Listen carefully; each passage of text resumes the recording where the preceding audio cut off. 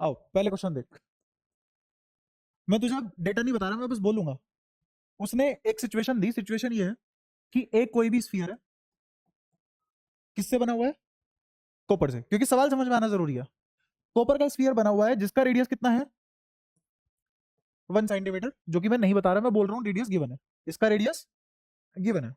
इस पे एक इलेक्ट्रिक फील्ड लगा ऊपर, इस पे एक इलेक्ट्रिक फील्ड लग रहा है ऊपर, और इसको किसी ऑयल में फेंका हुआ है, किसी ऑयल में फेंका हुआ है। अब जब इसको ऑयल में फेंक दिया तो ये एक जगह आके रुक गया। अब ना ये नीचे जा रहा, ना ये ऊपर जा रहा, ना ये लेफ्ट जा रहा, ना राइट, ना आगे ना पीछे, रुका हुआ है। तो रुका हुआ होने का मतलब क्या है? या फिर अगर रुका नहीं भी हुआ, किसी कांस्टेंट वेलोसिटी से चल रहा है, तब भी अगर ये बोले कि इक्विलिब्रियम में है, तो इक्विलिब्रियम का मतलब क्या है? इक्विलिब्रियम का पूरी फिजिक्स में, चाहे 11वीं हो, चाहे 12वीं हो, चाहे आगे तक का फ्यूचर हो, इक्विलिब्रियम का मतलब होता है summation of all the forces at that point is zero. Summation of all the forces is zero. जैसे मैं बोलूं कि F1 plus F2 minus F3 बराबर जीरो है, तो इसका मतलब क्या है? एक बॉडी पे तीन ही फोर्स लग रहे थे और उन तीनों का समेशन क्या आया? जीरो। इसका मतलब बॉडी किस में थी? इक्विलिब्रियम में। और इक्विलिब्रियम कितने टाइप के हो सकते हैं?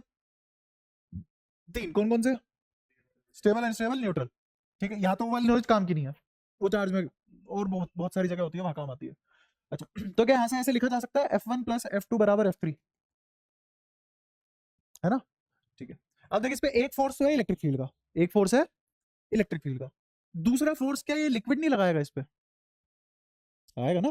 पानी में हल्का महसूस करते हो ना तुम, क्योंकि पानी तुम पे अपथ्रस्ट लगाता है। वो अपथ्रस्ट किसके बराबर लगाता है? वो अपथ्रस्ट लगाता है मास इंटू जी। मास कौन सा मास? डिस्प्लेस्ड मास, डिस्प्लेस्ड मास। लेकिन डिस्प्लेस तो वॉल्यूम होता है, डिस्प्लेस तो वॉल्यूम होता है ना। जैसे मान लो बाल्टी भरी हुई है और तुमने उसमें कोई भी ऑब्जेक्ट डाल दिया, बर्तन डाल दिया, तो कुछ पानी बाहर आ जाएगा ना बाल्टी से। वो पानी कितना वॉल्यूम घेरेगा? उस वॉल्यूम का कोई तो मास होगा। वही वाला मास इंटू जी क्या होता है? अपथ्रस्ट। क्या होता है? अपथ्रस्ट। जैसे स्विमिंग पूल किनारों तक भरा हुआ है, कूद गए तुम उसमें, कितना पानी बाहर आया इकट्ठा कर लो, उसका वॉल्यूम मेजर कर लो, उसका वॉल्यूम मेजर कर लो। वही वॉल्यूम तुम्हारा होगा, तभी तो उतना वॉल्यूम बाहर आया होगा, क्योंकि लिक्विड आर इनकम्प्रेसिबल। ठीक है। अच्छा, अब जो लिक्विड डिस्प्लेस हुआ है उसका कुछ तो मास होगा, और तुम्हारा भी कुछ मास होगा। अब मैं तुमसे जो बायोएनर्जी में कंफ्यूजन होती है वो दूर करता हूँ, है ना, वरना ये टिकी रहेगी तुम्हारी 15-16 साल तक।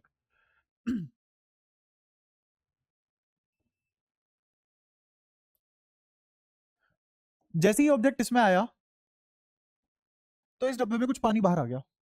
किसकी वजह से आया? क्योंकि तुमने इसमें ये डाल दिया, इसकी वजह से बाहर आ गया। ठीक है, यहां से कोई इशू इसमें? इस पानी का वॉल्यूम और इस बॉडी का वॉल्यूम क्या बराबर होगा? होगा। तो ये है वॉल्यूम ऑफ बॉडी और ये है वॉल्यूम ऑफ लिक्विड डिस्प्लेस्ड। क्या ये बराबर होंगे?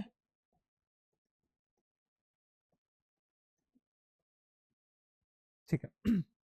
इसका कुछ तो मास होगा, इसका कुछ तो मास होगा, और इस लिक्विड जो ये डिस्प्लेस हुआ इसका भी कुछ तो मास होगा। अब मुझे ये बताओ, क्या मास बराबर होंगे? भाई वॉल्यूम तो बराबर था, जितना ये इसमें आ सकता था उतना ही इसने वैकेंट कर दिया स्पेस बार, है ना? तो वॉल्यूम तो बराबर होंगे, volume by liquid displaced, volume of body बराबर होंगे। बट क्या मास ऑफ बॉडी और मास ऑफ लिक्विड डिस्प्लेस्ड बराबर होगा? क्यों? रीजन बता दो क्यों। तुमने गर्दन हिलाई कि ये दोनों बराबर नहीं होंगे। ये क्या है? Mass of body. ये क्या है? Mass of liquid displaced. ये क्या बदतमीजी है? इनका वॉल्यूम तो बराबर था, मास बराबर नहीं है, क्यों? डेंसिटी अलग है, दोनों की डेंसिटी अलग है। आई बात समझ में? अच्छा, फोर्स किसके बराबर होता है ग्रेविटी के इन्फ्लुएंस में? mg। किसके बराबर होता है? mg। तो ये कितना फोर्स लगा सकता है? mg। ये कितना फोर्स लगा सकता है? m dash g, m dash g। और ये लिक्विड इस पे ऊपर की तरफ फोर्स लगा सकता है, नीचे की तरफ तो लगाएगा नहीं, इसको बोलेंगे अपथ्रस्ट। क्या बोलेंगे? अपथ्रस्ट। नीचे क्या लगेगा? mg। नीचे क्या लगेगा? और ये जो अपथ्रस्ट है इसी को डिफाइन किया गया है m dash g, m dash g। अब एक फॉर्मूला होता है किसका? डेंसिटी का, मास पर यूनिट वॉल्यूम। तो मास का फॉर्मूला क्या हो जाएगा? Density into volume. मुझे बताओ इस m डैश को क्या लिख सकते हो? Mass of body into volume of body. ये लिखेंगे क्या? नहीं, मास ऑफ, हाँ, ये जो m डैश लिखा है, ये m डैश क्या है?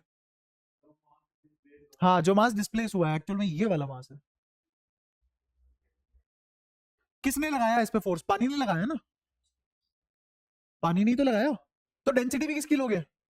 पानी की लोगे ना, और पानी की डेंसिटी से पानी का ही तो मास आ सकता है, तो इसीलिए एम डैश। अब थ्रस्ट जो लगा वो कितना लगा? एम डैश जी। एम डैश को क्या लिख सकते हो तुम? एम डैश को लिख सकते हो रो डैश वी। ये वॉल्यूम किसका वॉल्यूम है? चाहे लिक्विड डिस्प्लेस का लो चाहे बॉडी का लो, कोई फर्क पड़ेगा? क्योंकि दोनों के बराबर है, ठीक है। इनटू में जी। अच्छा, ये वाला मास किसके बराबर होगा? ये वाला मास किसके बराबर? डेंसिटी किसकी? वॉल्यूम किसी का भी ले लो, वॉल्यूम तो दोनों का बराबर है, लिक्विड डिस्प्लेस और बॉडी का। तो ये किसका है? डेंसिटी लिक्विड की, और वॉल्यूम लिक्विड या बॉडी जिसका भी लेना चाहो इनटू जी। क्या एम जी को रो वी जी लिख सकते हैं? इसको बोल सकते हो तुम बॉडी, और इसको बोल सकते हो तुम लिक्विड। बताओ यहां तक सारी बात समझ आई है तुम्हें? पक्का? कोई भी दिक्कत? ठीक है। अब आते हैं अपने वापस से इलेक्ट्रोस्टैट में। सुनने ध्यान से। यहाँ पे मैं एक और थोड़ा सा छोटा कर देता हूँ तुम्हारे अगले वाले सवाल को। नेट फोर्स बताओगे इस पे क्या लिखा जाएगा? एफ नेट ऑन बॉडी क्या लिखा जाएगा? कितने फोर्स है? इसका फ्री बॉडी डायग्राम बनाओ, कितने फोर्स है इस पे? 3 फोर्स कहां से आ गए? एक तो ये है, अब एफ यू। अरे भाई सवाल नहीं, मैं आगे पूछ रहा हूँ। नीचे एम जी है, तो नेट फोर्स क्या होगा? बोलो। एफ नेट जो बड़ा होगा उसमें से छोटा घटा दो, तो क्या ये हो जाएगा M G minus up thrust. यही तो नेट फोर्स आएगा बॉडी पे। सोच के देखो कौन कौन है जिसको ये बात समझ नहीं आई? सबको समझ आ गई? ठीक है। तो क्या इसको ऐसे भी लिखा जा सकता है? ध्यान से देखना। रो किसका? बॉडी का। वॉल्यूम किसी का भी, जी माइनस रो लिक्विड का, वी किसी का भी, जी। तो क्या तुम उसको ऐसे लिख सकते हो? We ji minus rho body minus rho liquid. क्या ये एफ नेट आता है बॉडी पे? ये वाला डब्बा किस किस को समझ आया? आया ऋषभ? सुनो, सबको समझ आ गया? तेरे को आ रहा है? ठीक है। ये याद रखना क्या लिखा है मैंने? दोनों की डेंसिटी का डिफरेंस इनटू वीजी। दोनों की डेंसिटी का difference into V G is the net force. Clear है? अब आ जाओ सवाल देखो कितना सा बचा है। अगर तुम्हें 11वीं आती और वो भी हल्की फुल्की, तो सवाल कितना आसान था ये। ऊपर क्या लगा? इलेक्ट्रिक फील्ड लगा। जिस डायरेक्शन में इलेक्ट्रिक फील्ड है उस डायरेक्शन में फोर्स लगेगा, तो इलेक्ट्रोस्टैटिक फोर्स कहां लगेगा? ऊपर लगेगा। तो इलेक्ट्रोस्टैटिक फोर्स ऊपर लगेगा जिसका नाम होगा क्यू ई, जिसका नाम होगा क्यू ई। क्लियर है ये वाली बात? यही इलेक्ट्रिक फोर्स क्या बराबर होगा एफ नेट ऑन बॉडी जो पहले लग रहा था? कहां गया ये? अगर मान लो इलेक्ट्रिक फील्ड ना होता तो एफ नेट कितना आता? डेंसिटी का डिफरेंस इनटू वीजी। डेंसिटी का डिफरेंस इनटू वीजी। दोबारा से कुछ भी नहीं है स्लाइड पे। बताओ, अगर इलेक्ट्रिक फील्ड नहीं है तो जो बॉडी लिक्विड में इमर्स्ड है उस पर कितना फोर्स लगेगा? डेंसिटी का डिफरेंस इनटू वीजी। अब एक नया फोर्स आया जो बैलेंस कर दे रहा है चीजों को, तो इसका मतलब वो फोर्स भी किसके बराबर रहा होगा? बट डायरेक्शन अपोजिट रही होगी। समझे? एक गाड़ी इधर जा रही थी 15 न्यूटन के फोर्स से, रुक गई। कैसे रुकी होगी? कहां लगाया होगा? उसी की तरफ में, अपोजिट डायरेक्शन में, है ना? अब मैं फिर से एक सवाल पूछता हूं कि इस पे इतना फोर्स लग रहा है, इलेक्ट्रोस्टैटिक फोर्स लगते ही नेट फोर्स 0 आ गया, इसका मतलब इलेक्ट्रोस्टैटिक फोर्स इसी के बराबर लगा होगा, बट डायरेक्शन। क्लियर है ये वाली बात? आओ इस सवाल को देखो। ये क्यूई अब लग रहा है, अगर ये क्यूई ना होता कितना फोर्स लगता? डेंसिटी का डिफरेंस इनटू वीजी लगता। अब क्यूई लगने पे बैलेंस हो गई चीजें, तो इसका मतलब इस क्यू नहीं तो बैलेंस किया होगा। किसको बैलेंस किया होगा? Difference into V G. अब तुम सेम पेज पे हो, तो डेंसिटी का डिफरेंस इनटू वीजी, तो density of body minus density of liquid, liquid के नाम पे क्या है यहाँ पे? Oil, into V G. क्या एक लाइन में आंसर निकाल लिया हमने? अगर समझ अच्छी हो तो कोई भी सवाल मुश्किल नहीं होता और 2 लाइन का ही होता है, ठीक है। यहां से क्या निकालना है? चार्ज। तो चार्ज किसके बराबर आएगा? क्या ये रो बी गिवन है सवाल में? देखो डेटा गिवन था, ये रो गिवन है, लिक्विड का भी गिवन है, बॉडी का भी गिवन है, तो डेंसिटी का डिफरेंस भी पता लग जाएगा हमें, है ना? आर गिवन है तो वॉल्यूम निकल जाएगा, 4/3 पाई आर क्यूब होता है ना? तो मुझे क्या क्या गिवन है? क्या क्या गिवन है मेरे को? वॉल्यूम गिवन है और डेंसिटीज गिवन है दोनों की। और जी तो हमें पता ही है बचपन से, वो भी देगा वो, जी भी मांग लो उससे हाथ खड़ा करके, जी नहीं दिया तो क्यों किसके बराबर आ गया, rho B minus rho oil V G upon में ई। क्या ई पता है, 36,000 न्यूटन पर कूलम, ये पता है, ये पता है, ये पता है, ये पता है, बस वैल्यू रखनी है, क्यों निकालना है, बताओ। अब लग रहा है मुश्किल ये सवाल, पक्का हो जाएगा, ठीक है।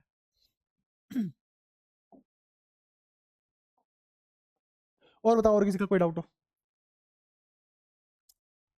तेरी 6 तक हो गई ना डीपीपी, कॉन्फिडेंस आ रहा है अब, खुद से करने पे आएगा कॉन्फिडेंस। और किसी ने, तुम सबसे मुझे डीपीपी चाहिए भाई अगली क्लास में, अब तो चैप्टर खत्म ही हो जाएगा लगभग, अब तो मैं बहुत सारे क्वेश्चन कराऊंगा। जो भी कर ली थी, ठीक है, बढ़िया, शाबाश, बहुत अच्छा। तो अब हम कहानी शुरू करते हैं अपनी फ्लेक्स की। फ्लेक्स हमने काफी हद तक पढ़ लिया था, क्लास रिकॉर्ड नहीं होती, एक बार रिवाइज कर लेते हैं, फिर आगे का काम शुरू करते हैं। रिवाइज कैसे करेंगे मैं तुमसे पूछूंगा, तुम बताओगे, थोड़ी बहुत डांट खाओगे, वो तो धर्म है तुम्हारा, है ना, क्या कर सकते हैं। तुमने शर्म बेच खाई, इस आदमी का काम है कहने का, ये तो कहेगा, और हमारा काम है ना पढ़ने का, है ना। फटाफट बताते चलो, फ्लक्स की छोटी छोटी बातें करेंगे। इलेक्ट्रिक फील्ड लाइन के बारे में तो तुम्हें पता ही है ना। इलेक्ट्रिक फील्ड लाइन की सबसे काम की प्रॉपर्टी बता दो जो ज्यादा काम आने वाली है, तुम्हें पता है वो वाली प्रॉपर्टी कौन सी है। हाँ, number of electric field line is directly proportional to magnitude of charge, ये मेरे सबसे काम की प्रॉपर्टी है, ठीक है। इसका मतलब क्या है कि number of electric field line counting है ना, इसी को क्या बोला है हमने, काउंटिंग को फ्लक्स बोल रखा था, ठीक है। ये जो काउंटिंग ऑफ लाइन है, फ्लक्स किसके डायरेक्टली प्रोपोर्शनल है, चार्ज के। तो इसका मतलब है कोई तो प्रोपोर्शनलिटी कांस्टेंट आएगा, और वो प्रोपोर्शनलिटी कांस्टेंट क्या होगा, 1/एप्सिलॉन नॉट। एप्सिलॉन नॉट नीचे क्यों आया, क्योंकि ये वो फैक्टर है जिससे फोर्स घटता है, या फिर वो फैक्टर है जिससे ये अपनी लाइन को परमिट नहीं होने देता, हमारी लाइन को परमिट नहीं होने देता, ठीक है। और क्योंकि जितने भी गॉसियन सरफेस है वो हम खुद इमेजिन करते हैं, तो सारे के सारे सरफेस इमेजिनरी है, और जो भी चार्ज है उसको पॉइंट चार्ज माना जा सकता है, placed at it centre, point charge approximation बोलते हैं इसको। तो पॉइंट चार्ज अप्रोक्सीमेशन मान लिया, अब आसपास क्या बचा, वैक्यूम बचा है ना, तो तुम्हारी इलेक्ट्रिक फील्ड लाइन को कौन रोक रहा है, वैक्यूम रोक रहा है, तो वही तो फैक्टर आएगा नीचे, तो क्या फाई बराबर क्यू बाय एप्सिलॉन नॉट आ गया। पहली बात तो ये बताती हमें, ये पहली लाइन आ गई। ये फाई क्या है यहाँ पे, फ्लक्स। अच्छा, ये फाई और किस किस पे डिपेंड करता है, दूसरे तरीके से देखें, एक तो ये तरीका है देखने का, दूसरा तरीका है फ्लक्स को देखने का क्या है, कि मेरा फ्लक्स किसके ऊपर डिपेंड करता है, इलेक्ट्रिक फील्ड इंटेंसिटी के ऊपर, वही कितनी number of electric field line जा रही है। दूसरा एरिया के ऊपर, ये भी हमने देखा था अच्छे से। तीसरा, हाँ, एंगल पे, एंगल पे क्यों डिपेंड करिए, क्योंकि 90 डिग्री पे चलेगी सब कुछ खत्म हो जाएगा ना, है ना। और क्योंकि ये गिनती है, क्या है ये, काउंटिंग है, तो काउंटिंग तो स्केलर होती है ना, तो फ्लक्स भी स्केलर है, तो इसका मतलब डॉट प्रोडक्ट से आएगा, किसकी डॉट प्रोडक्ट, बहुत सोच समझ के बोलना, किसकी dot product, electric field vector की और एरिया वेक्टर की डॉट प्रोडक्ट, ये आएगा टोटल फ्लक्स। क्या आएगा ये, टोटल फ्लक्स। बट अपनी किस्मत ऐसी नहीं होती, अपने को छोटा ही फ्लक्स निकालना पड़ेगा पहले, फिर उसको एनालिसिस करके एक बड़ा फ्लक्स निकालना पड़ेगा। तो छोटा फ्लक्स किसके बराबर होगा, इलेक्ट्रिक फील्ड इनटू डी है। अगर ई यूनिफॉर्म है, अगर ई यूनिफॉर्म है तब जाके तुम्हारा ये आंसर आएगा, क्योंकि बहुत सारे डीए से सेम इलेक्ट्रिक फील्ड जा रहा होगा, और इन सभी ई डॉट डीए को जोड़ोगे तो ई तो बाहर आ जाएगा क्योंकि सबसे सेम था, सारे डीए जुड़ जाएंगे, मतलब कंटिन्यूस मैनर में जुड़ने का मतलब इंटीग्रेशन, और डीए का इंटीग्रेशन ए, ऐसे करके ये आया। क्या लिखने की जरूरत है, आया समझ, ठीक है। ऋषभ, जहां नहीं आएगा पूछ लियो भाई, रोक के, है ना, क्योंकि तेरी पिछली क्लास छूटी हुई है, तो तेरे को लगेगा ये वाली बात मेरे को पूछ लेनी चाहिए, स्किप होगी, समझ नहीं आई तो पूछ लियो दोबारा। क्यों नहीं पूछ सकता, सीबीएसई में नहीं पूछेगा, पर उसने ये तो नहीं कहा सिलेबस से नहीं है, उसने तुम्हारी एनसीईआरटी में पहले क्वेश्चन हुआ करता था नॉन यूनिफॉर्म का ही, एनसीईआरटी में एक्सरसाइज में पहले क्वेश्चन हुआ करता था नॉन यूनिफॉर्म का ही, तो मैं अब भी कराऊंगा, है ना। तो उसका मतलब क्वेश्चन नहीं है, इसका मतलब थोड़ी ना देगा नहीं, फिर रोते हुए आओगे पेपर में से, सेट 3 टफ था, सेट 2 टफ था, है ना, दर्द हो रहा होगा उल्टी सीधी जगह, इससे बढ़िया है अभी सर में दर्द कर लो थोड़ा सा, फालतू सीख लो, क्या जा रहा है। फालतू ज्ञान काम नहीं, मतलब ऐसा नहीं होता कि किसी को दुख दे, कम ज्ञान दुख दे सकता है।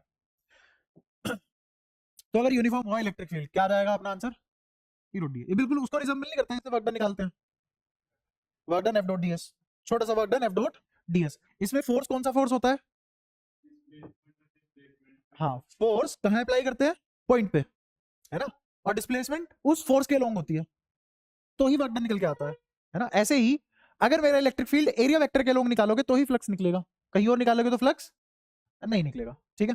जैसे एक छोटा सा एग्जांपल,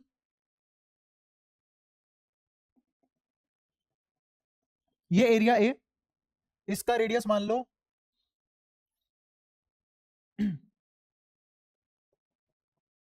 3 पाई है इसका रेडियस, ठीक है। और इलेक्ट्रिक फील्ड मान लो 10⁵ न्यूटन पर कूलम, ये वाला एंगल उसने दिया मान लो 53, और इलेक्ट्रिक फील्ड कैसा है, अगर उसने वैल्यू दी है, अगर उसने वैल्यू दी है तो पक्की बात है कैसा इलेक्ट्रिक फील्ड होगा ये, uniform. Non uniform electric field कैसे दिखेंगे, कोई भी एक वेरिएबल डाल देगा उससे मल्टीप्लाई होता होगा, तो वो क्या हो गया, अब वेरिएबल बन गया कौन, इलेक्ट्रिक फील्ड। यहाँ पे इलेक्ट्रिक फील्ड में कुछ भी वेरिएबल नहीं है, 10⁵ न्यूटन पर कूलम का हर जगह, मतलब हर पॉइंट पे हर जगह कितना है 10⁵, तो इलेक्ट्रिक फील्ड यूनिफॉर्म हो गया। अगला तुमसे फ्लक्स पूछ रहा है, बता दो जल्दी कितना, ई डॉट ए से निकल जाएगा, तो ई कितना है 10⁵ इंटू ए कितना है, निकालोगे कितना निकल गया, पाई आर स्क्वायर, है ना। पाई आर स्क्वायर का मतलब, पाई ये रहा, आर स्क्वायर का मतलब 9 पाई स्क्वायर, है ना, पाई स्क्वायर इंटू पाई, पाई क्यूब। अच्छा, फिर उसके बाद कोस थीटा, तो कोस थीटा किसके बराबर आएगा, कोस 53, जो कि गलत है। मेरे को बताओ, एरिया वेक्टर यहाँ है ना, और इलेक्ट्रिक फील्ड यहाँ है, और ये एंगल किस किस के बीच का होता है, एरिया वेक्टर और इलेक्ट्रिक फील्ड, ना कि, हाँ पिछली क्लास में खूब चिक चिक के बोला, वही गलती कर दी। एंगल कितना है, तो कितना आ जाएगा यहाँ पे कोस 37, आई बात समझ में, शायद अब मैं उम्मीद करता हूँ अब तो ना भूलोगे तुम। हाँ बता कहाँ से, ये वाला देख, फाई का एक फॉर्मूला आता है, ये वाला फॉर्मूला यूनिफॉर्म इलेक्ट्रिक फील्ड के लिए, है ना। अगर इस फॉर्मूले को ओपन करूं मैं, तो ये लिखा जाएगा ई का मैग्नीट्यूड, ए का मैग्नीट्यूड cos ऑफ थीटा, क्यों, क्योंकि डॉट प्रोडक्ट किसके बराबर होती है, magnitude of A magnitude of B into cos of theta, A dot B, ये वेक्टर प्रोडक्ट है। तो ऐसे अगर मुझे ई डॉट ए की वेक्टर प्रोडक्ट करनी, सॉरी वेक्टर प्रोडक्ट कह रहा हूं, स्केलर प्रोडक्ट करनी है, तो कितना आएगा, magnitude of A magnitude of E into cos of theta, ठीक है। अब ये थीटा किस किस के बीच का एंगल है, ये थीटा एंगल है इलेक्ट्रिक फील्ड और एरिया वेक्टर के बीच का, इलेक्ट्रिक फील्ड और एरिया वेक्टर के बीच का। अच्छा, एरिया एक वेक्टर क्वांटिटी है, एरिया एक वेक्टर क्वांटिटी है, ये हमने कहां सीखा था, ये हमने सीखा था कि पैरेललोग्राम का एरिया निकालते हैं तो ए क्रॉस बी से निकलता है ना। तो इसका मतलब ए क्रॉस बी से अगर एरिया निकल रहा है, तो ए क्रॉस बी क्रॉस प्रोडक्ट मतलब वेक्टर क्वांटिटी आएगी, तो एरिया एक वेक्टर क्वांटिटी है। अब एरिया वेक्टर आता कहां है, area vector perpendicular to plane आता है, area vector perpendicular to plane आता है, किसकी वजह से, एन कैप की वजह से, किसकी वजह से, एन कैप की वजह से। पूरा वेक्टर बता रहा हूं मैं यहाँ पे, ए क्रॉस बी बराबर होता है magnitude of A magnitude of B sine theta into N cap, और ये एन कैप क्या है, डायरेक्शन, है ना। एन कैप निकालते कैसे, एन कैप ऐसे निकालते हैं कि मान लो अगर ये ए वेक्टर है और ये बी वेक्टर है, और तुम्हें निकालना है बी क्रॉस ए, क्या निकालना है, बी क्रॉस ए, बी की तरफ उंगलियां फैलाओ, ए की तरफ घुमा दो, अंगूठा खोल दो, ये आ गया बी क्रॉस ए। तो बी क्रॉस ए कहां आया, जिस प्लेन में ए और बी थे उसके परपेंडिकुलर डायरेक्शन में, क्लियर है। अगर तुमसे पूछ ले ए क्रॉस बी निकालो, ए की तरफ उंगलियां फैलाओ, बी की तरफ घुमा दो, अंगूठा कहां, अंदर, है ना। तो जब ये अंगूठा अंदर गया, इसका मतलब अब भी ये परपेंडिकुलर टू प्लेन है, अब भी ये परपेंडिकुलर टू प्लेन है, ठीक है। तो ये डिस्क अगर ऐसे रखी हुई है, तो इसका एरिया वेक्टर क्या यहाँ नहीं आएगा, सही बात है। तो अगर एरिया वेक्टर यहाँ है और इलेक्ट्रिक फील्ड यहाँ से गया, तो इस इलेक्ट्रिक फील्ड और इस एरिया वेक्टर के बीच का ही तो एंगल थीटा है, दिया उसने, ये है 53, और तुम्हें कौन सा एंगल चाहिए, ये वाला, तो ये तो 90 होता ही है, मुझे बचपन से पता है। इस 53 को हटा दो 90 में से, क्या बचा, तो असलियत में थीटा 53 नहीं है, थीटा क्या है 37 है। क्लियर हुई ये वाली बात, ठीक है। तो अब इसकी वैल्यू रख दो बस, तो कितना आ गया 9 इंटू 10⁵ इंटू पाई क्यूब, और cos 37 कितना होगा 4/5, शाबाश। बताओ कोई दिक्कत, 36/5 इंटू 10⁵ पाई क्यूब, और यूनिट क्या बनेगी फ्लक्स की, सोच के देखो, इसकी तो कोई यूनिट नहीं है, एरिया की मीटर स्क्वायर होती है, और इलेक्ट्रिक फील्ड की न्यूटन पर कूलम, तो यूनिट क्या है इसकी, न्यूटन पर कूलम मीटर स्क्वायर। क्या सारी बातें क्लियर है, कोई भी परेशानी। अब जैसे वर्क डन वहां भी पॉजिटिव नेगेटिव होता था, ऐसे यहाँ पे फ्लक्स भी पॉजिटिव और नेगेटिव दोनों हो सकता है, फ्लक्स पॉजिटिव भी हो सकता है और फ्लक्स नेगेटिव भी हो सकता है, ठीक है, depending on angle it is making, depending on angle it is making, ठीक है। क्योंकि अगर तुमने इस थीटा को 90 से बड़ा रख दिया, तो कोस तो नेगेटिव आएगा ना, जैसे कोस 120 कितना होता है, माइनस आधा, है ना। तो जैसे ही तुम 90 के पार जाओगे, 90 के पार जाओगे, फिर मैथ्स में अगर तुमने छोटी सी बात पढ़ी हो, फर्स्ट क्वाड्रेंट में ऑल पॉजिटिव और सेकंड क्वाड्रेंट में कोस नेगेटिव, यहां से यहां तक सभी एंगल एक्यूट, यहां से यहां तक सभी एंगल ऑब्ट्यूस, और ये वाला angle right angle triangle, triangle कह रहा हूं सॉरी, राइट एंगल 90 डिग्री। क्या सारी बातें क्लियर है। तो 3 टाइप के एंगल हो सकते थे, कौन कौन से, 90 से छोटे, 90 और 90 से बड़े। 90 से बड़े एंगल को क्या बोलते हैं, ऑब्ट्यूस, उससे छोटे वाले को एक्यूट, और बीच में 90, कोस 90 कितना होता है 0, कोस 90 के बाद वाले एंगल कितने होंगे? सभी के सभी माइनस। एंगल माइनस नहीं होंगे, कोस नेगेटिव में आंसर देगा। जैसे कोस 120 माइनस आधा, है ना, जैसे कोस 180 माइनस 1, ठीक है। ऐसे ही कोस 150 माइनस √3/2, ठीक है। कोस 135 माइनस 1/√2। तो क्या सब नेगेटिव आ रहे हैं? क्यों? क्योंकि सेकंड क्वाड्रेंट में कोस नेगेटिव होता है, ठीक है। तो अब मेरे को बताओ, फ्लक्स क्या क्या हो सकता है? क्या ये नेगेटिव हो सकता है? कब? जब एंगल, क्या ये 0 हो सकता है? कब? जब एंगल, और क्या ये पॉजिटिव हो सकता है? कब? जब थीटा। ये सारी बातें क्लियर है? पक्का? तो यहां पे तुम्हें अब पता लगा फ्लक्स पॉजिटिव क्यों आया। क्लियर है? अगर यहीं पे ये एंगल 90 से बड़ा हो जाता तो नेगेटिव आ जाता, ठीक है। तो फ्लक्स नेगेटिव पॉजिटिव जीरो तीन हो सकता है। जीरो कब होगा? जब 90 पे चला जाए। इसका मतलब क्या है? इसका मतलब ये है कि ये कोई सरफेस है और यहां से फ्लक्स चला गया, अंदर गया ही नहीं, है ना। जैसे ऐसे चला गया, रगड़ता हुआ, इसको इसको बोलते हैं ग्रेज करना। वैसे ग्रेज करता हुआ चला गया कौन? फ्लक्स, इस सरफेस को। तो इस सरफेस से कितना फ्लक्स गया? एक भी लाइन नहीं गई, आर पार थोड़ी ना हो गई, ऐसे कही है ना। अच्छा, अगर इसका इसका एंगल ऐसे बन जाता तो अब इसका कौन सा कंपोनेंट निकालते इलेक्ट्रिक फील्ड का? ई कोस थीटा। और वो किसके लूंगा था? एरिया वेक्टर के लूंगा था, और वो फ्लक्स बनाता, ठीक है। हर इलेक्ट्रिक फील्ड फ्लक्स नहीं बना सकता, इसीलिए डिपेंडेंसी तीनों पे एक साथ है, एरिया पे भी। और ऐसी मान लो इलेक्ट्रिक फील्ड ऐसे था, एरिया ऐसे रखा हुआ है, तो एरिया वेक्टर के साथ इलेक्ट्रिक फील्ड कितना एंगल बना रहा है? एरिया वेक्टर के साथ इलेक्ट्रिक फील्ड 0 एंगल बना रहा है। समझ पा रहे हो? मैंने एरिया टेढ़ा कर दिया, अब थीटा बना रहा है, तो अब क्या निकाल लोगे? DA cos theta. और डीए कोस थीटा किसके लोग आएगा? इलेक्ट्रिक फील्ड के लोग। यही सब बातें समझाई थी बस, ठीक है। क्या सारी बातें क्लियर है? कोई भी परेशानी यहाँ तक नहीं आया समझ? पक्का आ गया? नींद आ रही है? देख ले, तबीयत खराब है? मास्क कहाँ है? 4 को और लेट डूबेगा? खा लिया मास्क? आगे से भी बता रहा, बताएगा भी नहीं। एक तो बड़ी मुश्किल से पूछा, इसने बताया, सच बताया। ऑनेस्टी का इसको ये मंजर मिल रहा है बेचारे को। बुरा तो नहीं लगता ना? कोई नहीं, कभी तो लगेगा। तो अगर तुम्हें यहाँ तक सारी बातें समझ में आती है, तो मैंने फाई को क्या क्या पढ़ा है? मैंने फाई को पढ़ा है, डी फाई को पढ़ा है, ई डॉट डी है, ठीक है। ऐसे ही फाई को क्या पढ़ा है मैंने? ई डॉट ए, अगर यूनिफॉर्म है, इफ यूनिफॉर्म। और एक और पढ़ा है मैंने फाई को, फाई क्या होता है? Q enclosed. क्यू एनक्लोज्ड तो बताऊंगा अभी, क्यू बाय एप्सिलॉन। अब मेरे पास फाई के हिसाब से 3 रिलेशन है, फाई के 3 रिलेशन है। अगेन तुम इसको हटाओगे तो क्या लग जाएगा? इसको हटाओगे तो क्या लग जाएगा? कोस ऑफ थीटा, ठीक है। ये 3 रिलेशन है, इन 3 रिलेशन से वो कितनी भी वेरिएशन पूछ सकता है तुमसे। दिक्कत ये फॉर्मूला नहीं है, रिलेशन है। फॉर्मूले में क्या होता है कि फॉर्मूले में 4 वेरिएबल है, 2 वेरिएबल है, 3 वेरिएबल है, कोई एक छुपा लेगा, बाकी सारे दे देगा और एक पूछ लेगा। ये होता है फॉर्मूले का हिसाब। यहाँ पे सारे के सारे रिलेशन है, क्या है सब? सिचुएशन बदलती इन सबके मीनिंग बदल जाएंगे। तो पढ़ाने को फ्लक्स मैंने पढ़ा दिया, इतना ज्यादा पढ़ा दिया कि तुमने नहीं पढ़ा होगा। लेकिन अभी बहुत कुछ पढ़ना बाकी है। क्यों? क्योंकि सारी की सारी चीजें सिचुएशनल है। अब मुझे खुद ही तुम्हें यहीं पे सारी वेरिएशन सिखानी पड़ेगी, क्योंकि ये फॉर्मूला नहीं है, ये सिचुएशन है।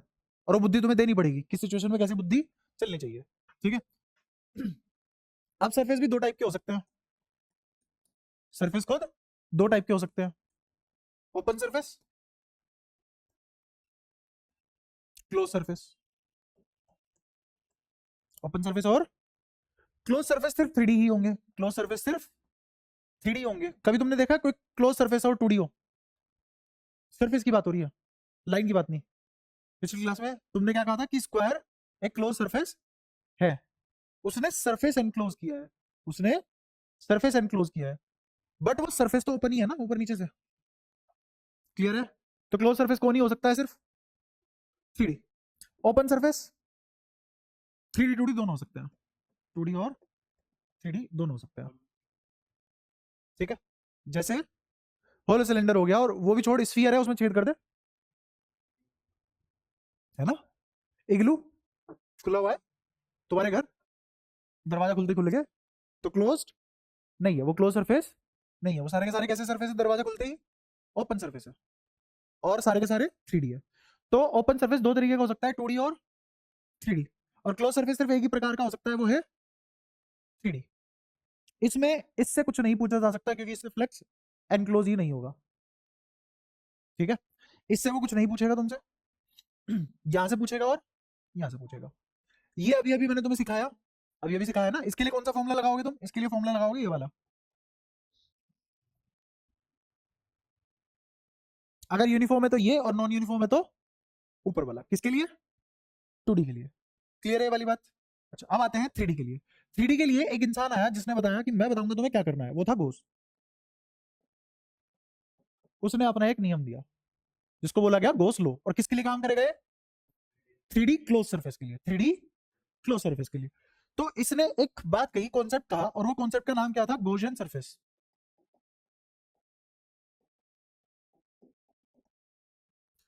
इसने कहा तुम कोई भी सरफेस इमेजिन करो, उस सरफेस के अंदर जितना चार्ज आ गया, जितना चार्ज आ गया, उस चार्ज को लिख लो और उसको एप्सिलॉन नॉट से डिवाइड कर दो, तुम्हारा फ्लक्स आ गया, काम खत्म।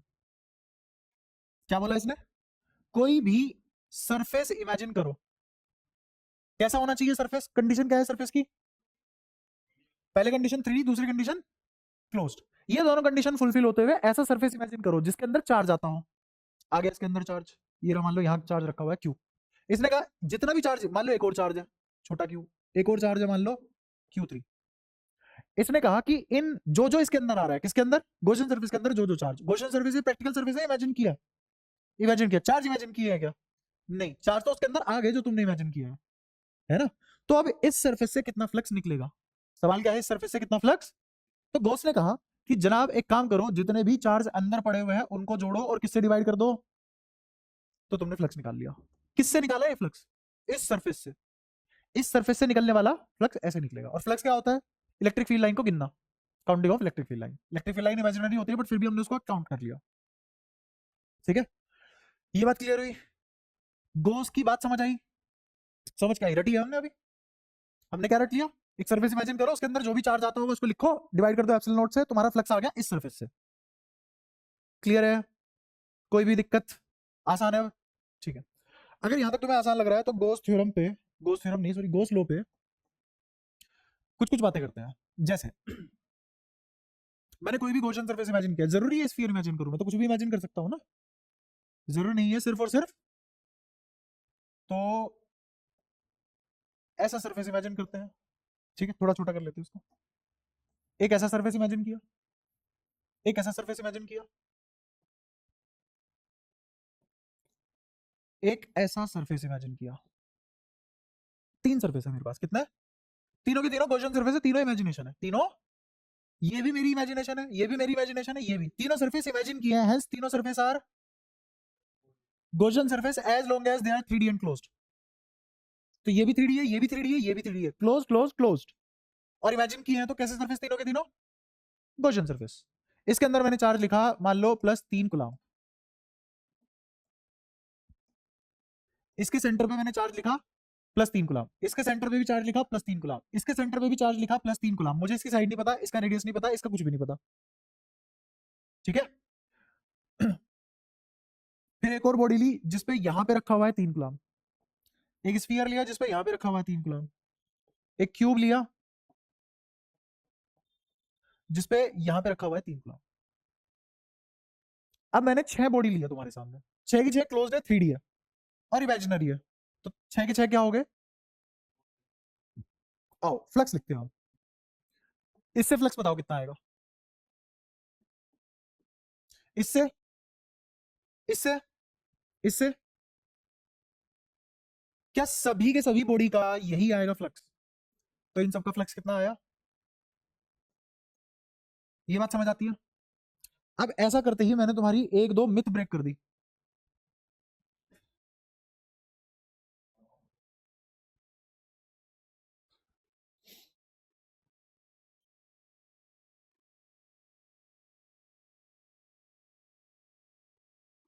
सही है सब,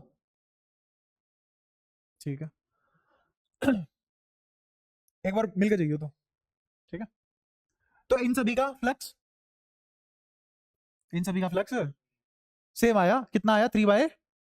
अब यहाँ पे तुम्हारी क्या मिथ ब्रेक हुई है? मिथ ये ब्रेक हुई है, तुमने अभी पढ़ा है कि गॉसियन सरफेस इलेक्ट्रिक फील्ड बदल दो, यूनिफॉर्म है नॉन यूनिफॉर्म है तो बदल जाएगा, सरफेस सिमेट्रिक होना चाहिए। बाहर में क्या, हमें नहीं चाहिए सरफेस सिमेट्रिक, तुमने खुद देखा है। ये साला क्लोज बॉडी के नाम पे अमीबा ले रखा हमने। तब भी कितना आया? इसका मतलब कोई रिक्वायरमेंट नहीं है सिमेट्री की। गॉसियन सरफेस एप्लीकेबल है कहाँ भी, नॉन सिमेट्रिक के लिए भी। क्या इससे इलेक्ट्रिक फील्ड यूनिफॉर्म निकलेगा? कहाँ का यूनिफॉर्म? यूनिफॉर्म इलेक्ट्रिक फील्ड तो वो होता है ना हर जगह इंटेंसिटी सेम, और इससे इलेक्ट्रिक फील्ड ऐसा नहीं निकलेगा। तो यहाँ यहाँ यहाँ जैसे जैसे इससे दूर जाओगे इंटेंसिटी घटेगी नहीं, तो इलेक्ट्रिक फील्ड कैसा? Non uniform. यहाँ इलेक्ट्रिक फील्ड नॉन यूनिफॉर्म। ए पॉइंट और बी पॉइंट पे सेम है क्या इलेक्ट्रिक फील्ड? तो कैसा होगा? Non uniform. बट किसी भी आर दूरी पे शेल ले लो, किसी भी आर दूरी पे शेल ले लो, उस पूरी शेल पे जो इलेक्ट्रिक फील्ड आएगा वो कैसा होगा? वो यूनिफॉर्म होगा। किसके केस में? तो अगर मैंने यहाँ डीए लिया, तो इस डीए से कितना इलेक्ट्रिक फील्ड पास होगा? मान लो ई, कितना? ई। तो इस वाले डीए से कितना इलेक्ट्रिक फील्ड पास होगा? इस वाले डीए से कितना इलेक्ट्रिक फील्ड पास होगा? तो क्या यहाँ यूनिफॉर्म आ गया? किसके लिए? इस सरफेस के लिए। इस सरफेस पे इलेक्ट्रिक फील्ड यूनिफॉर्म है, हर जगह इलेक्ट्रिक फील्ड यूनिफॉर्म नहीं है। छोटी छोटी बातें सीखते चलो। यहाँ पे तो वो भी नहीं है, यहाँ पे तो वो भी नहीं है। अच्छा, फिर यहाँ पे भी इलेक्ट्रिक फील्ड नॉन यूनिफॉर्म है, क्योंकि हर डीए अलग अलग दूरी पे पड़ेगा, हर डीए अलग अलग दूरी पे पड़ेगा। तो यहाँ पे भी इलेक्ट्रिक फील्ड यूनिफॉर्म नहीं है ना, तो सरफेस के लिए और ओवरऑल तो वैसे यूनिफॉर्म नहीं था। ठीक है। अच्छा यहाँ पे, हाँ क्यूब, पता कैसे? तो क्यूब के अंदर बैठा हुआ है, मान ले क्यूब है, इसके अंदर बैठा हुआ है, हर कोना तेरे से सेम दूरी पे होगा। हाँ, लेकिन क्या हर दूरी, सरफेस की हर दूरी, सरफेस का हर पॉइंट तेरे से सेम दूरी पे होगा? नहीं, कोई पॉइंट ए बाई टू पे आएगा, कोई point A by root two पे आएगा, है ना, कोई पॉइंट इन दोनों दूरी के बीच में आ जाएगा। तो इसका मतलब हर डीए की दूरी भी सेंटर से अलग अलग होगी, तो इसका मतलब इलेक्ट्रिक फील्ड सरफेस के लिए भी यूनिफॉर्म नहीं होगा। हाँ, तो परपेंडिकुलर कौन दिख रहा है? सरफेस की बात हो रही है। यहाँ और मामला गड़बड़ा गया, चार्ज सेंटर में नहीं रखा, फिर भी फ्लक्स कितना है?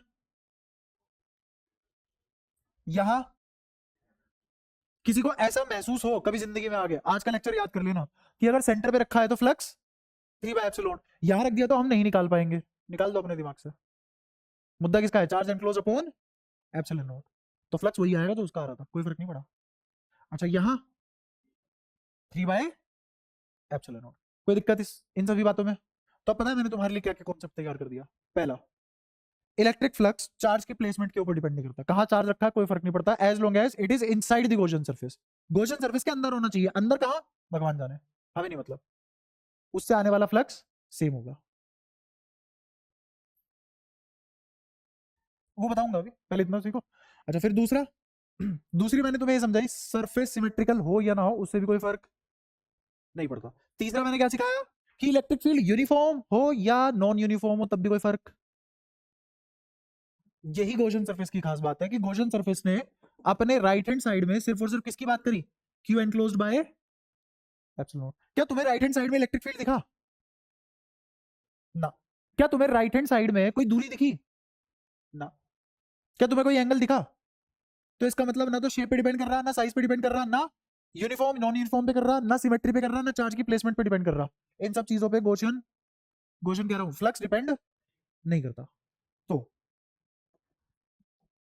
Flux is independent of, flux is independent of पहला साइज, शेप, सिमेट्री, किसकी? ऑफ गॉसियन सरफेस, इस पे डिपेंड नहीं करेगा। दूसरा, इलेक्ट्रिक फील्ड यूनिफॉर्म है नॉन यूनिफॉर्म है, इस पे भी डिपेंड नहीं करेगा। नॉन यूनिफॉर्म है यूनिफॉर्म हो कोई फर्क नहीं पड़ता। ठीक है। तीसरा, placement of charge inside Gaussian surface, Gaussian surface के अंदर चार्ज कहां रखा है उससे भी फर्क नहीं पड़ता। किस पे? फ्लक्स पे। क्लियर है सारी बातें? पक्का लिख लिया? हाँ, सिर्फ गॉसियन सरफेस के लिए, हर जगह नहीं। हाँ ये नहीं करना, ना ना ना, चीटिंग हो जाएगी।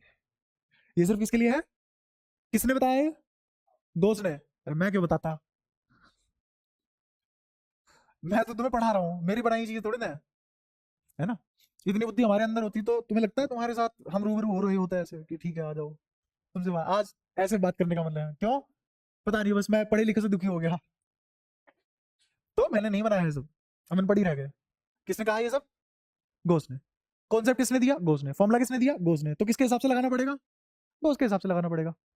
तो घोष के बाहर भी लगा सकते हो इसे? नहीं, जिसने बताया उसी के यहीं पे लगाएंगे ना। तो ऐसे ही ये फॉर्मूला जो हमारा किसने बताया, ये बात किसने बताई? घोष ने। तो गॉसियन सरफेस के लिए ही वैलिड होंगी ये सब बातें। और गॉसियन सरफेस की कंडीशन क्या है? दो कंडीशन मैंने पढ़ा दी, तीसरी पढ़ाऊंगा अभी।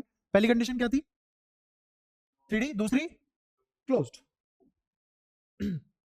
अच्छा, अब इस 3 गुलाम चार्ज का अंदर शक्तिमान बना दिया मैंने ऐसे घुमा घुमा के, फ्लक्स बदलेगा क्या? फ्लक्स नहीं बदलेगा।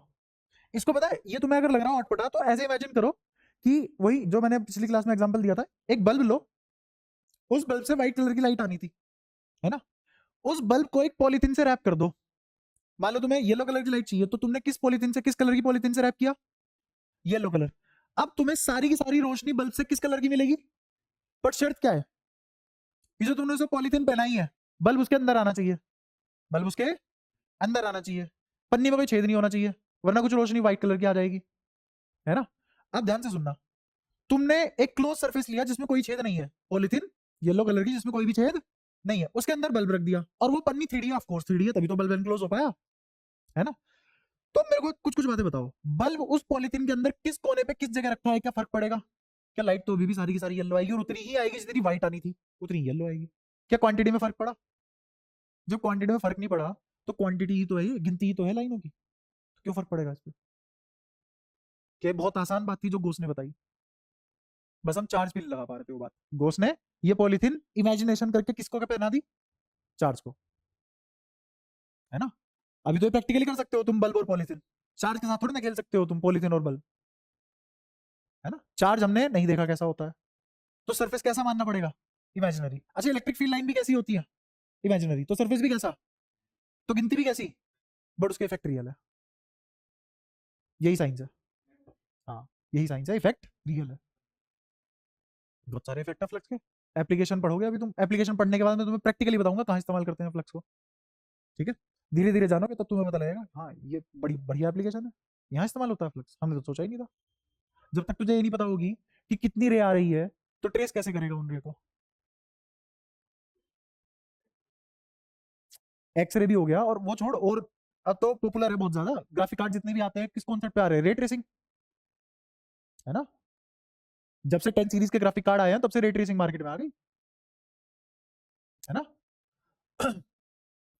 तो रे ट्रेसिंग करती क्या है? ट्रांजिस्टर को बताती है भाई साहब इतनी इतनी जगह से इतनी इतनी क्वांटिटी की रोशनी आ रही है, और ये कलर है इसका, मतलब ये फ्रीक्वेंसी, कलर मतलब फ्रीक्वेंसी, इतनी फ्रीक्वेंसी की इतनी क्वांटिटी आई, मुझे इतनी चाहिए थी, ट्रिम कर दी, ज्यादा चाहिए थी, रेप्लीकेट कर दी, होगी रे ट्रेसिंग।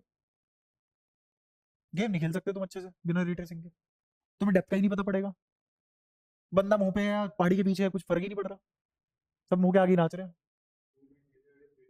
2D में भी 3D देख पा रहे हो? कैसे देख पा रहे हो?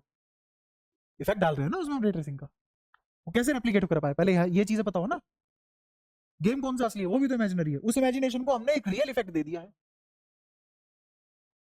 ठीक है। यही है साइंस, सब कुछ इमेजिनेशन में चलता है, फिर एकदम से उसका रियल इफेक्ट आ जाता है, अरे ये क्या हो गया। तो गॉसियन पता लग गया तुम्हें, सारी बातें क्लियर है। और गॉसियन का मैंने तुम्हें प्रूफ नहीं कराया, लेकिन एक फील दिला दी। कैसे? इस वाली प्रॉपर्टी से। किसकी प्रॉपर्टी है? इलेक्ट्रिक फील्ड लाइन की प्रॉपर्टी है। किसकी प्रॉपर्टी है? Electric field. प्रोपोर्शनलिटी घटी, क्यू बाय एप्सिलॉन नॉट आ गया, ठीक है। अच्छा, अब कहने को मेरे पास मोटे मोटे तौर पे दो तरीके हैं फ्लक्स निकालने के। कितने तरीके हैं? दो तरीके हैं फ्लक्स निकालने के। एक तरीका क्या है?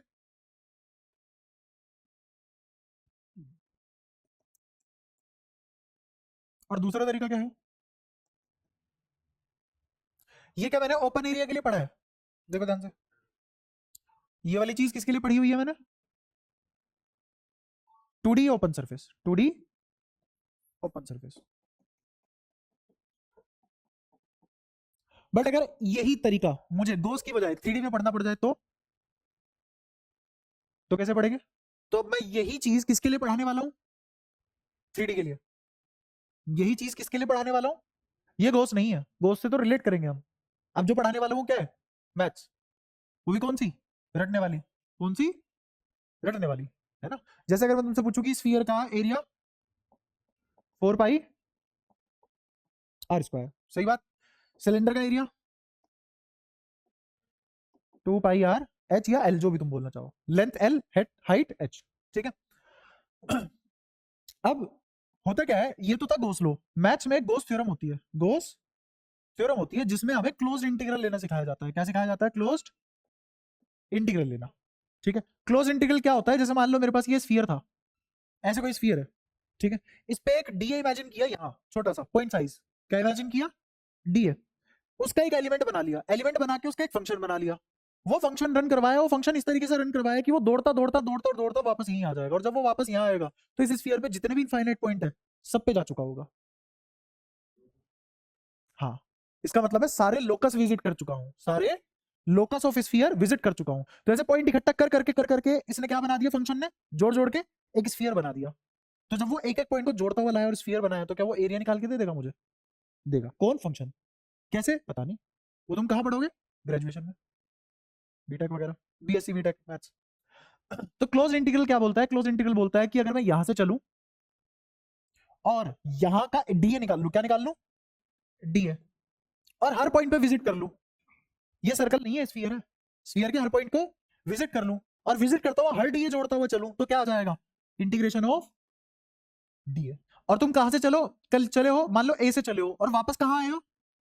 ए पे। बट ये इंटीग्रेशन तो जीरो हो जाएगा, क्योंकि जहां से चले वहीं आए। लिमिट अगर सेम हो जाती है, upper limit minus lower limit करते हो ना इंटीग्रेशन में, सोल्व करते टाइम, डेफिनेट इंटीग्रेशन में, तो इंटीग्रेशन जीरो आ जाएगा।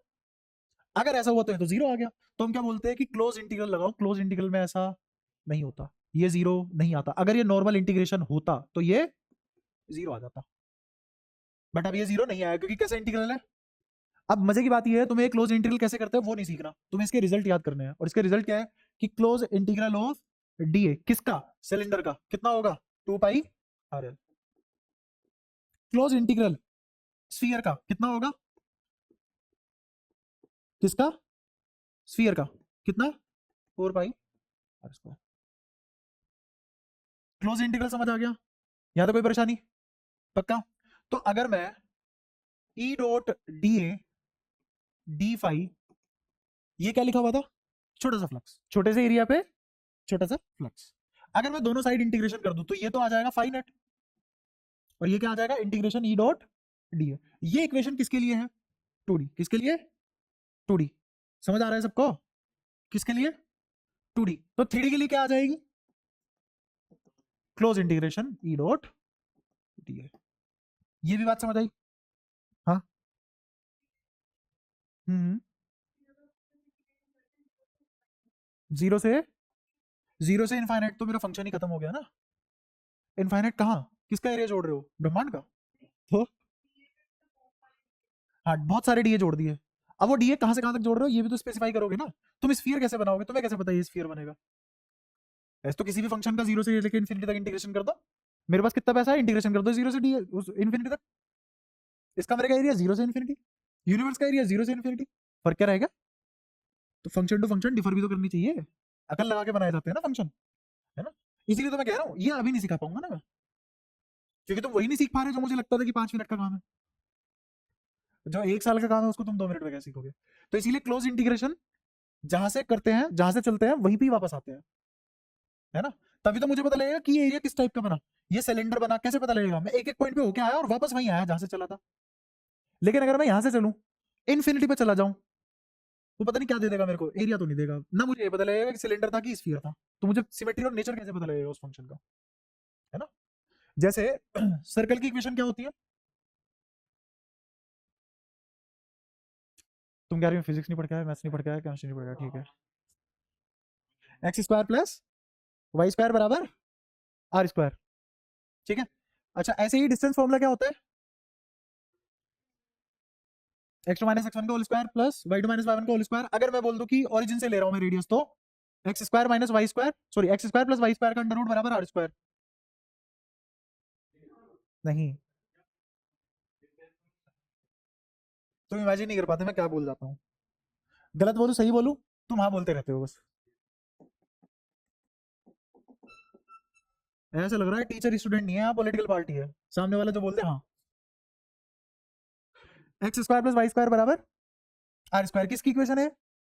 अच्छा, और distance formula X two minus X one square, Y two minus Z two minus, ठीक है। अगर मैं सिर्फ दो कोऑर्डिनेट की बात करूं तो ये क्या आ गया, डिस्टेंस फॉर्मूला। अगर मैं बोल दूं कि मैं ओरिजिन से स्टार्ट हुआ हूं, कहां से स्टार्ट हुआ? ओरिजिन से, तो ये और ये जीरो, ये किसके बराबर था, किसी दूरी की तो बराबर होगा। तो ये क्या बन गया, under root X square plus under root Y square, और इस रूट को उधर ले गए, क्या बन गया, मतलब डिस्टेंस फॉर्मूला ही सर्कल था। तो ये सर्कल भी तो अगर इसके कोऑर्डिनेट ओरिजिन पे नहीं है तो इसकी भी तो इक्वेशन ऐसे बनेगी ना, X minus F square plus Y minus G square बराबर आर स्क्वायर। तो उसी को तुम X two minus X one, Y two minus Y one बोल रहे हो। हाँ बता।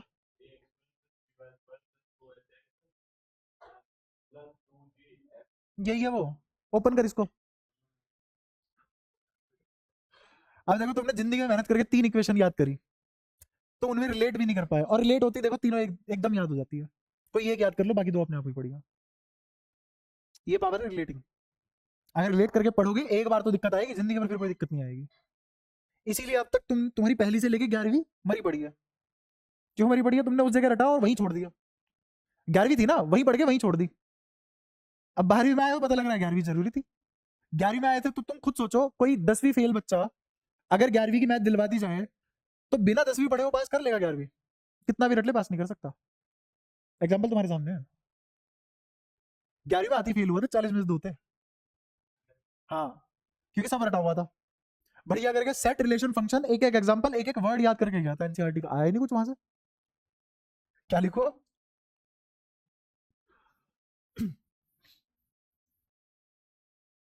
ठीक है, तो वहां से जर्नी स्टार्ट हुई, है ना। वहां से जर्नी स्टार्ट होते होते फिर 1647 रैंक आई। सोचो कितना लंबा रास्ता रहा होगा।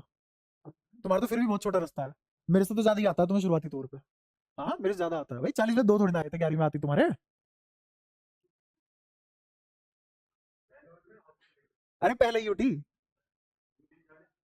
हाँ उन्होंने पता नहीं क्यों लिया 40 का, मेरे को नहीं पता, 20 का होता था उससे पहले। मेरे को बुरा फील कराना होगा शायद, 20 को साले 20 में से एक नहीं देंगे। अरे वैसे ही लिया था उन्होंने। अरे वो होते हैं ना, प्राइवेट स्कूल होते हैं भाई, कैसे भी बना लो तुम, क्या फर्क पड़ रहा है ना। तुम्हारा जैसे 20 नंबर का ले लिया, कोई स्कूल 25 नंबर का ले लेता है, अपनी मर्जी है, उनकी घर की खेती है। हाँ, उन्हें कौन रोक रहा है, फीस बढ़ा दी जैसे अभी सब स्कूलों ने। किसी ने कहा था उनको फीस बढ़ाने के लिए? पैसों की कमी पड़ रही थी, उनको लगा नहीं भाई साहब, एक देश में शादी हुई है, 1 साल चली है, हमारे की भी 1 साल चलनी चाहिए शादी, तो पैसा कहाँ से आएगा, बच्चों की फीस बढ़ा दो। खैर सारी बातें रिलेट करने की जरूरत नहीं है, तो ये रिलेट करो। तो यहां तक हम पहुंच गए हैं, और हमें ये बात समझ में आ चुकी है, फ्लक्स 2 तरीके से निकाला जा सकता है। एक तो क्यू बाय एप्सिलॉन नॉट, यहाँ पे क्यू क्या है, एनक्लोज्ड, कौन से वाला, ये एनक्लोज का मतलब क्या है, चार्ज सिर्फ वही वाला लेंगे जो गॉसियन सरफेस के अंदर होगा। जैसे गॉसियन सरफेस में एक और बात ये है कि अगर अंदर चार्ज है 1 कूलम, -3 कूलम, 5 कूलम, बाहर है -7 कूलम, 3 कूलम, बताओ मैं क्या लिखूं फ्लक्स को अकॉर्डिंग टू गॉसियन सरफेस? क्या लिखना चाहिए, 1 + 5 प्लस अपॉन में एप्सिलॉन नॉट, या फिर लिखना चाहिए 5 बराबर,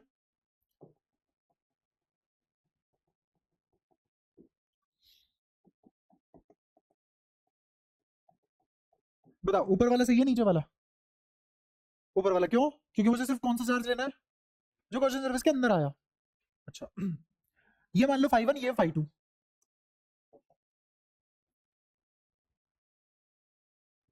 अगर मैं बोलूं ये मैंने इसके लिए लिखा है, अब क्या सही हो गए? अब सही हो गया, कोई दिक्कत?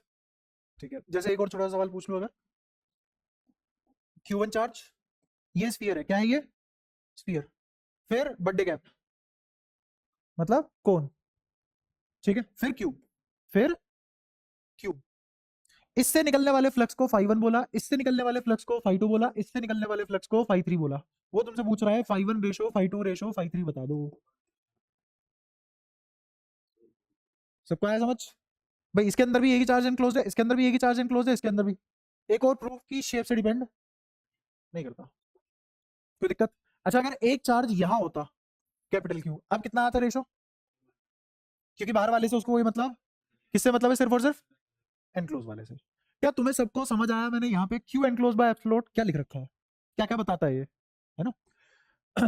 क्योंकि मैं 3D की बात कर रहा हूँ, किसकी बात कर रहा हूँ? 3D और क्लोज्ड, 3D और क्लोज सरफेस की बात चल रही है। तो ई डॉट डी ए को मुझे ऐसे नहीं लिखना चाहिए, क्लोज इंटीग्रल ऑफ ई ए, तभी तो फाइनाइट आएगा। और ये भी क्या था? फाइनाइट।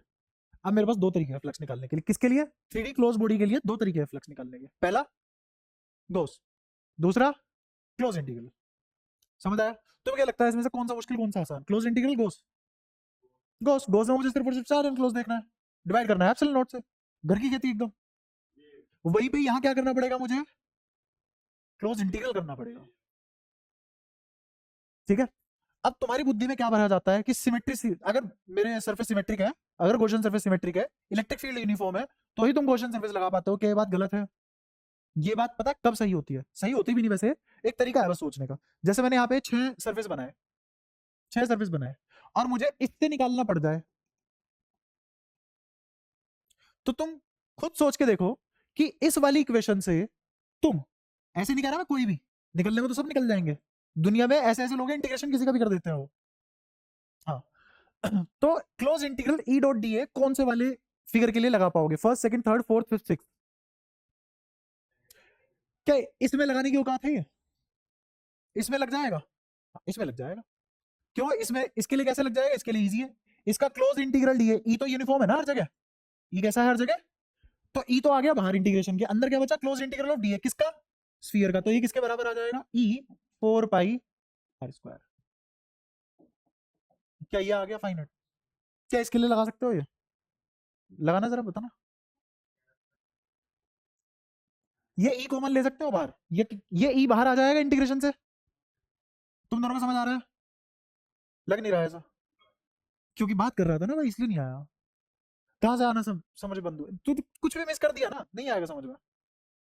ये ऐसे थोड़ी ना चल रही है, 10वीं क्लास चल रही है, नोट्स बन रहे हैं, सामने वाला आधे घंटे बोला, तुमने 5 मिनट बाद में पढ़ लिया, वो नहीं चल रहा है। अभी एब्जॉर्ब करना पड़ेगा तुम, अभी क्या? अभी कहाँ से मिस किया? एक काम करो, इस घड़ी में पीछे करो करो करो करो, 4 पहुंच जाओ यहां से ना। ये समझ आता है? ई डॉट डी ए इंटीग्रेशन लिखा हुआ क्लोज इंटीग्रेशन, हर फिगर का क्लोज इंटीग्रेशन थोड़ी ना आता है तुम्हें, तुम्हें उसका आता है जिसका तुम्हें याद है। किस किस का याद है? सिलेंडर, स्फीयर, है ना? अच्छा स्क्वायर का भी तुम्हें क्लोज इंटीग्रल याद है, ए क्यूब, स्क्वायर कह रहा हूँ सॉरी, क्यूब का ए क्यूब याद है ना? वो तो वॉल्यूम है, तो क्या हो गया? 4a² या 4 स्क्वायर? क्यों? किसका? क्यों होता है? ओपन का दो फेस हटा दे कोई भी। बट यहाँ पे किसकी बात हो रही है?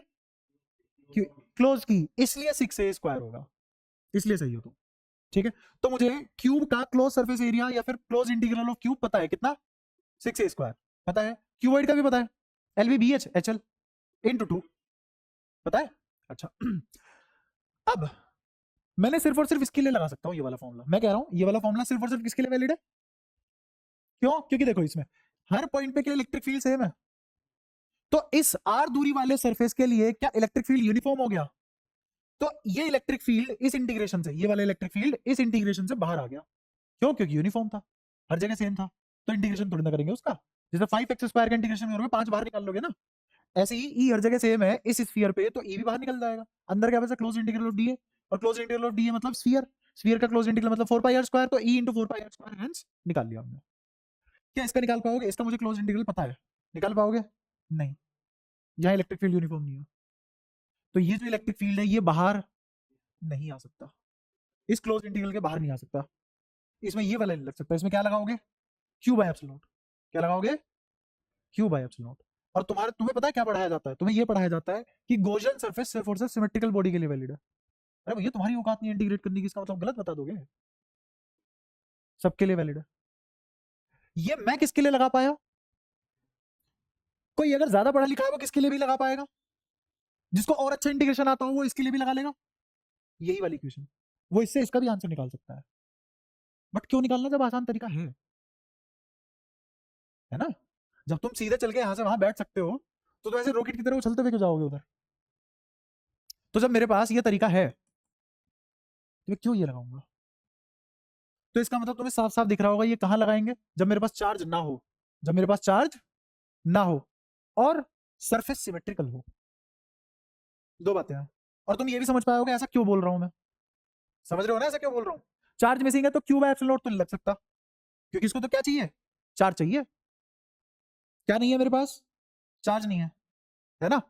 इलेक्ट्रिक फील्ड है, बट वो भी कैसा होना चाहिए? यूनिफॉर्म। वो तो तभी आएगा ना जब सिमेट्रिक होगा सरफेस। क्या? हाँ, सिलेंडर में भी लग जाएगा। हाँ, सिलेंडर में भी लग जाएगा। नहीं नहीं लग जाएगा उसमें, उसमें तो। अरे जब तू सिलेंडर में लगाएगा वायर लेगा ना एक।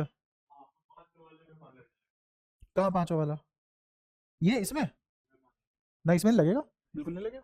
हाँ एक और चीज इसमें भी देख लो, क्या इसमें लगा सकता हूँ मैं इंटीग्रेशन ई डॉट डी है? क्यों? क्योंकि ई अलग अलग है ना, तो ई बाहर नहीं ले पाओगे तुम इंटीग्रेशन से। ठीक है, तो इसलिए सिमेट्रिकल सिस्टम कौन से वाली इक्वेशन को चाहिए? इसको क्लोज इंटीग्रल ई डॉट डी है। तो मैं यहां लिख देता हूं, ये किसके लिए वैलिड है? ये भी किसके लिए वैलिड है? बट ये वाला मैं कहां इस्तेमाल करूंगा? Only symmetrical system. क्यों? क्यों? हाँ, औकात ही इतनी है अपनी। जिसको ये पता होती है ना अपनी, वो भी अच्छा है इंसान, उसको पता तो है हमारी लिमिटेशन क्या है ना? तो यहां तक सारी बातें क्लियर है तुम्हें? पक्की बात? और तुम्हें ये भी पता लग गया ये वाली इक्वेशन मैं अपनी लिमिटेशन की वजह से सिर्फ दो ही जगह लगा सकता हूं, जहां चार्ज गिवन ना हो और सिमेट्रिक हो। चार्ज गिवन ना हो और, क्योंकि अगर मेरे पास चार्ज गिवन है तो मैं इस पर कभी भी नहीं आऊंगा। अगर मेरे को चार्ज गिवन है, ये पड़ा हुआ है ना तुम्हारे पास, आई बात समझ में? अब मेरे पास दो तरीके थे ना फ्लक्स निकालने के। पहला कौन सा तरीका था? पहला तरीका था integration of E dot D. दूसरा क्या था? Q enclose by. अब यहां से एक और गेम स्टार्ट हो जाएगा तुम्हारा। अब देखो एक ही फॉर्मूला, एक ही इक्वेशन है, उसी को अलग अलग रूप देके अलग अलग बार पीटे जा रहे हैं अलग अलग तरीके से, क्योंकि ये इक्वेशन है। इक्वेशन को इस्तेमाल करने के लिए बहुत बुद्धि चाहिए होती है, कहां कहां इस्तेमाल कर सकता हूँ सारे सिनेरियो देखने पड़ते हैं। फॉर्मूला होता है अब तक कभी का पढ़ चुके होते हैं हम आगे, है ना? जैसे फॉर्मूला क्या था? K Q square by R square Coulombian force का फॉर्मूला। कितनी देर पढ़ा है हमने? सबसे कम यही पढ़ा है ना? और पूरी इलेक्ट्रोस्टैटिक यही है। इसमें जो ई, अब इसमें दो साइड है, एक है आरएचएस और एक है एलएचएस। इसमें दो साइड है, एक है आरएचएस और एक है, और दोनों ही मुझे क्या बताएंगे? Net flux. पहले मैं इसमें right hand side left hand side बताता हूँ, फिर इससे क्या क्या जादू हो सकते हैं वो बताता हूँ। इसमें जो लिखा हुआ है ये क्या है? राइट हैंड साइड पे चार्ज किसको डिनोट कर रहा है? सिर्फ अंदर वाले है ना, एनक्लोज बिल्कुल।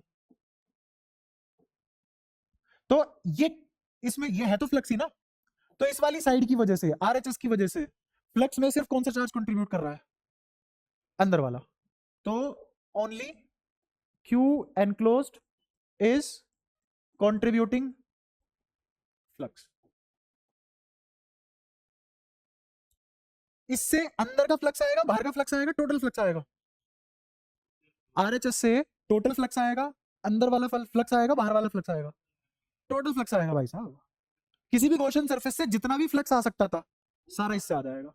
जैसे ये रहा स्फीयर, यहाँ रखा चार्ज, इससे जितना भी फ्लक्स आ सकता है वो इस सरफेस को बिना क्रॉस करे थोड़ी ना आ जाएगा। ऐसे थोड़ी ना होगा, यहाँ पे ये लाइन यहाँ से चली, यहाँ से चली, यहाँ से चली, यहाँ से चली और सीधा काम हुई बाहर। ऐसे थोड़ी ना हो जाएगा, आएगा तो इसको क्रॉस करके ही ना।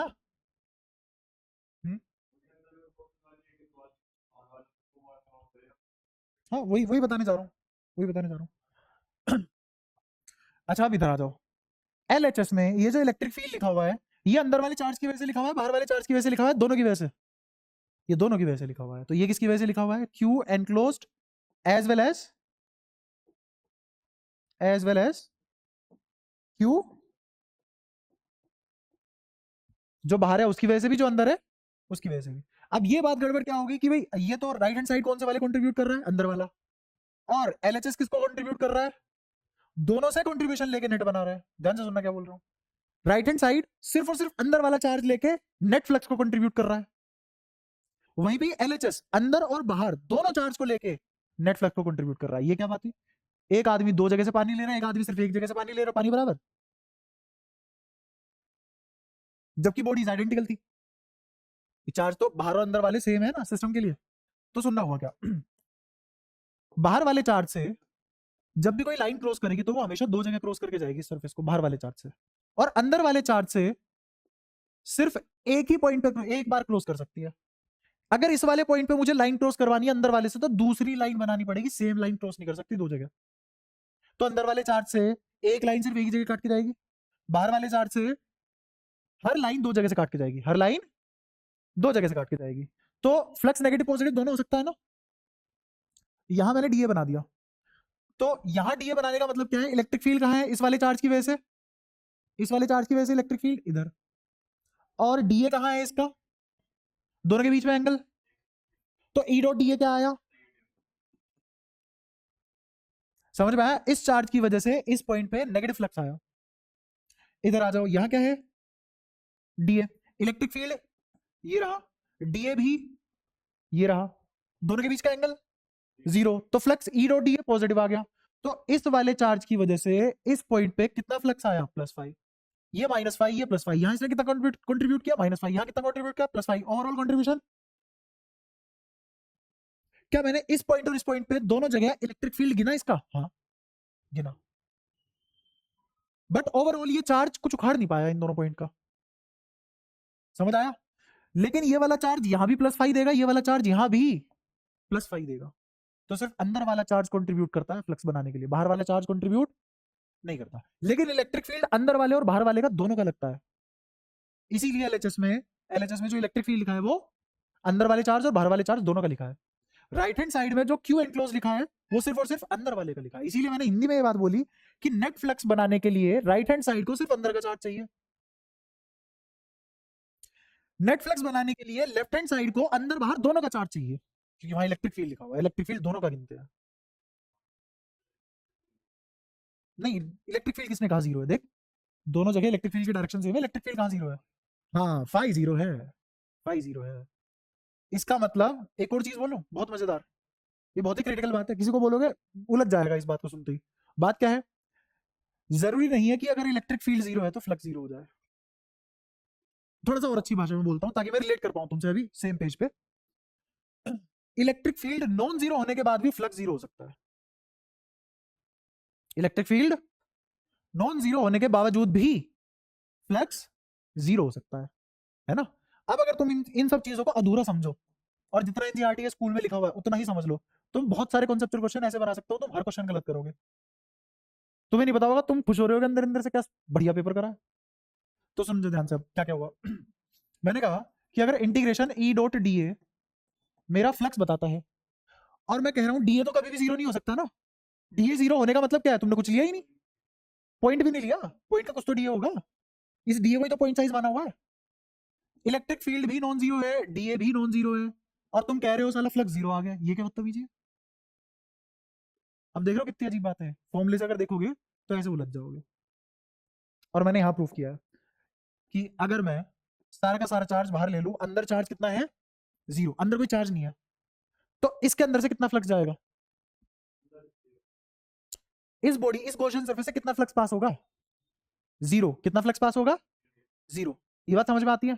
बट क्या इलेक्ट्रिक फील्ड इसके अंदर जीरो है क्या, ना, यही बात मैं बोल रहा हूं, ना तो इलेक्ट्रिक फील्ड जीरो है, ना डीए जीरो है, साला फ्लक्स जीरो है।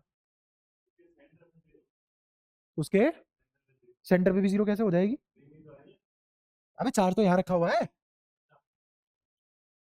यहां तो कुछ है ही नहीं, तो यहां कहीं भी इलेक्ट्रिक फील्ड जीरो नहीं है, लेकिन हर जगह फ्लक्स,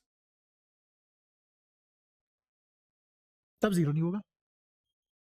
क्या मैं मेरी बात समझा पाया, इलेक्ट्रिक फील्ड नॉन जीरो होने के बाद भी फ्लक्स जीरो हो सकता है। अच्छा अब एक और सवाल, अगर चार्ज जीरो हो जाए, चार्ज जीरो हो जाए तब फ्लक्स जीरो हो जाएगा क्या, तब गारंटीड फ्लक्स जीरो होगा, तब तो होना ही पड़ेगा, क्योंकि हमें चार्ज ही नहीं है। कौन सी लाइन गिन रहे हो भाई साहब आप, लाइन ही तो गिनोगे ना, और लाइनें कहां से आएगी, चार्ज से, क्लियर है सारी बातें, पक्का।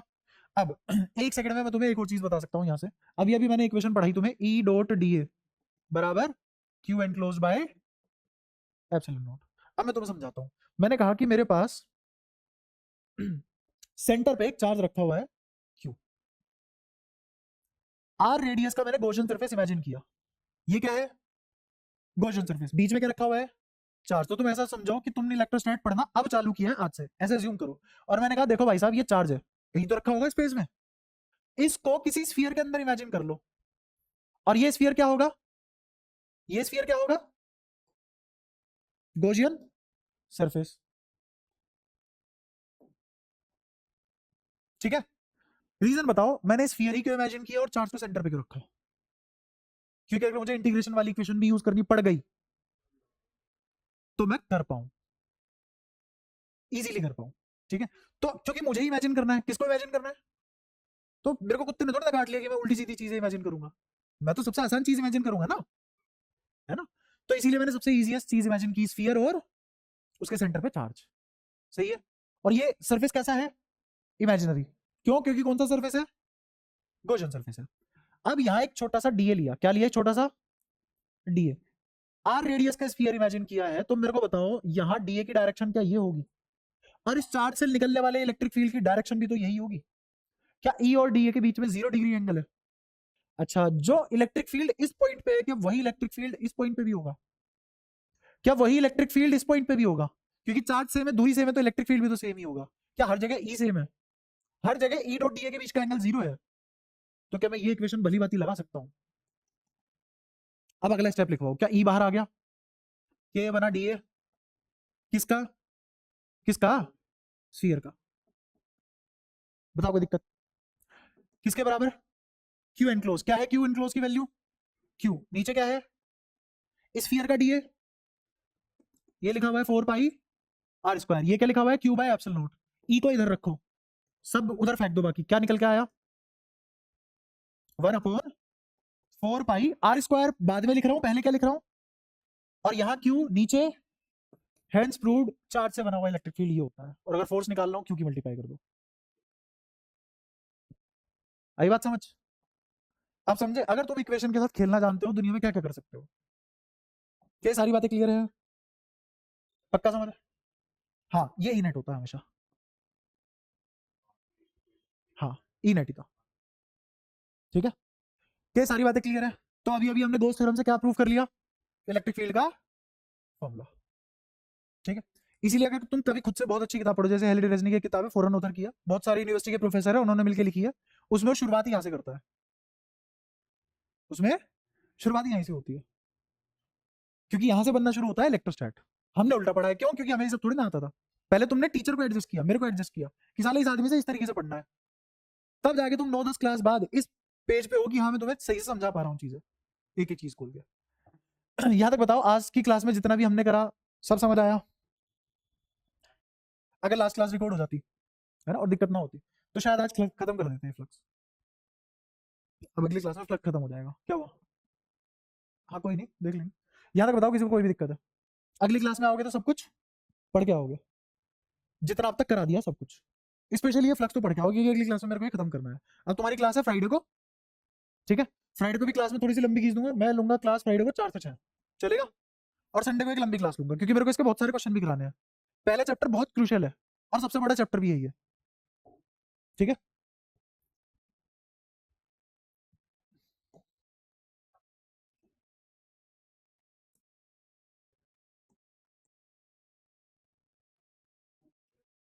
अब एक बार ऋषभ ये वाली पीडीएफ भी पढ़ के देखियो, ठीक है? तेरे को समझ आ जाएगा।